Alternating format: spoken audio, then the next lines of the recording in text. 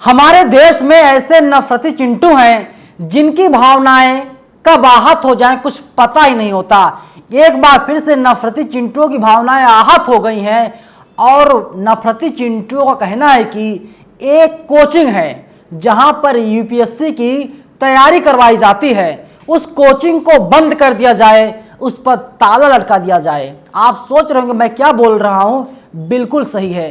और देश के नंबर 1 टीचर को आज ट्रोल किया जा रहा है।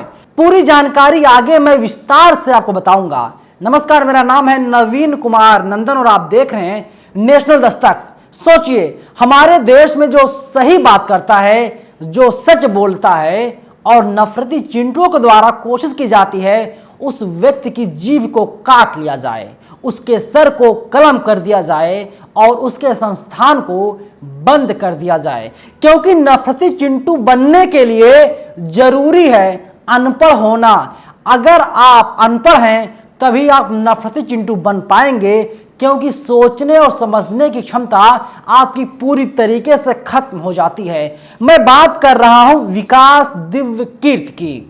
आईएएस कोचिंग चलाते हैं, उसके संस्थापक हैं और माना जाता है पूरे भारतवर्ष के नंबर 1 के टीचर हैं। कहा जाता है कि हर साल सैकड़ों की संख्या में बच्चे इनके पास आते हैं, पढ़ाई लिखाई करते हैं, तैयारी करते हैं। कोई आईएएस बनता है, कोई आईआरएस बनता है, कोई आईएफएस बनता है तो कोई आईपीएस बनता है। लेकिन विकास दिव्यकीर्ति ट्रोलिंग के शिकार हो गए हैं, ट्रोल किया जा रहा है। इनके एक बयान को वायरल करवाया जा रहा है जो कि आधा अधूरा बयान है। क्योंकि आपको पता है, कहा जाता है कि आधा अधूरा ज्ञान बहुत ज्यादा खतरनाक होता है।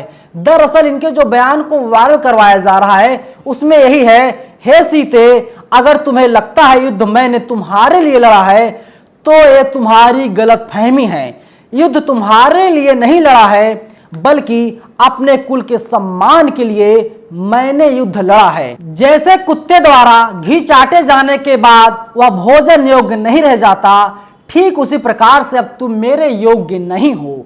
उन्होंने एक बयान कोट किया है और ये बयान भगवान राम का है जिन्हें आप लोग पूछते हैं। सोचिए, बयान कोट करने के बाद भी जो नफरती चिंटू हैं, अंधभक्त हैं, इनकी भावनाएं आहत हो गई और इसके बाद इन्हें ट्रोल किया जा रहा है। टाइम्स नाउ खबर छापता है, टाइम्स नाउ लिखता है, भगवान राम पर ऐसा क्या बोले डॉक्टर विकास दिव्यकीर्त की लोग करने लगे दृष्ट आईएएस पर बैन की मांग। जवाब में आया दूसरा वीडियो जो पूरा टाइम्स नाउ ने छाप रखा है, मैं उसे पढ़ के आपको सुना देता हूं। दृष्ट आईएएस कोचिंग इंस्टीट्यूट के संस्थापक डॉक्टर विकास दिव्यकीर्त विवादों में आ गए हैं।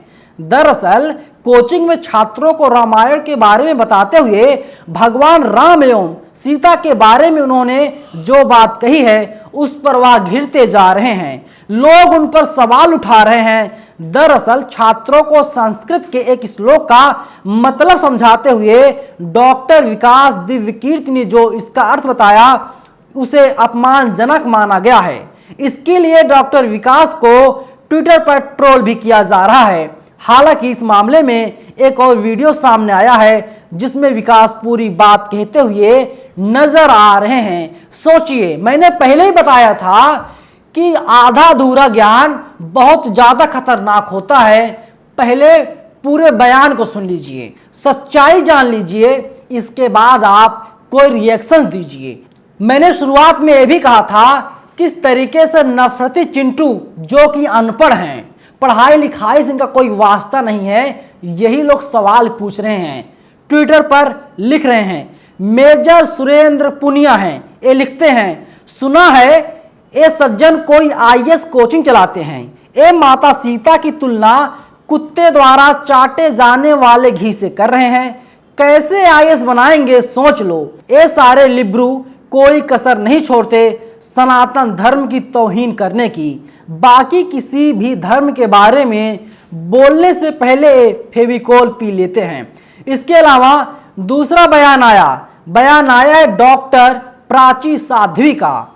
इन्होंने भी लिखा है उसी तरीके से। और इसके अलावा जो तमाम लोग हैं राइट विंग के समर्थक हैं, बीजेपी का समर्थन करते हैं और नफरती चिंटू हैं, ये लोग भी सवाल पूछ रहे हैं और कोचिंग बंद करने की मांग कर रहे हैं। बड़ी जल्दी भावनाएं आहत हो जाती हैं, लेकिन इसी देश में जब कोई व्यक्ति भूख से मरता है, नौकरी नहीं मिलती, वो आत्महत्या कर लेता है, तो इन नफरती चिंटुओं के मुंह में दही जम जाती है।